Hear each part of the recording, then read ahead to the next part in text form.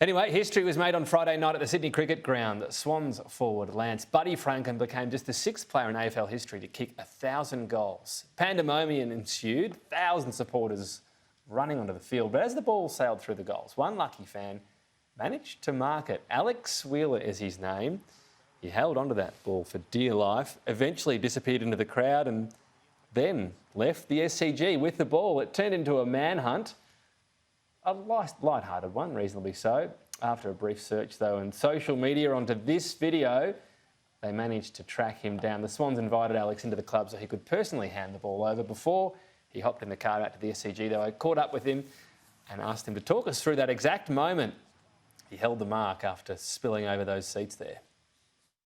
It was just absolute madness, you know, to have so many people around me.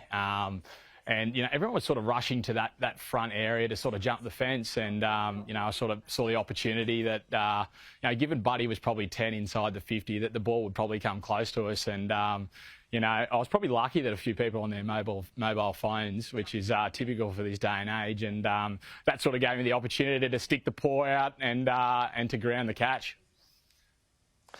So you saw the ball. Was there a plan in your mind? If I mark this, I might just have the best memento of all time from a football game?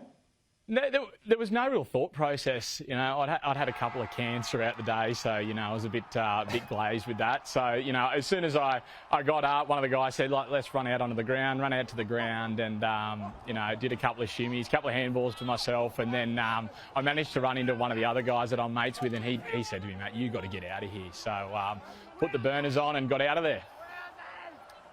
So you had the ball at that stage, you got out of there. What were you thinking when you left? Yeah. I wasn't really thinking, to be honest. It was just a really surreal moment.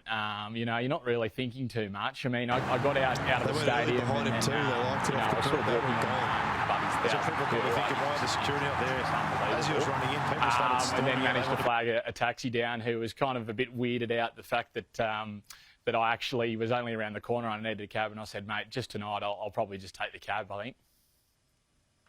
All right, so you say it wasn't a plan, but you had the ball, you decided to leave. We've all woken up the next day and it's been a bit of a big night. We've thought, I wonder, did that really happen? Did you see online suddenly that your face and that moment you spilled over the chairs and caught the ball was everywhere, and basically there was a semi-friendly manhunt on for you? Yeah, it was pretty funny to see my my mug on the telly and you know, through social media saying wanted. That was pretty hilarious. And I've really enjoyed actually all the comments and everything that everyone suggested to do with the ball. So it was actually a really funny Saturday. I was probably beside myself though, dealing with all the coverage I was getting. But you know, it was always sort of, once we sat down and had a thought about it the next day, it was always the intention for us to get it back to Buddy and back to the club, you know, where it belongs. So. Did you ever look into what the actual situation would be legally? I mean, presumably the AFL would claim they own the ball, so did you ever sort of go down that path? And It's a tricky one. I didn't look into it at all. I mean, that hasn't really happened too often. So, look, I was always sort of getting the ball back to him anyway, so I didn't have to worry about all that sort of stuff. So I hadn't thought about any of that detail previously or anything like that. You can't premeditate any of that stuff that happened on Friday. All right, so interesting to hear. It was never a plan. You're always going to give the ball back, you say. Did you think, what can I get out of the club for this? What are you actually going to get back?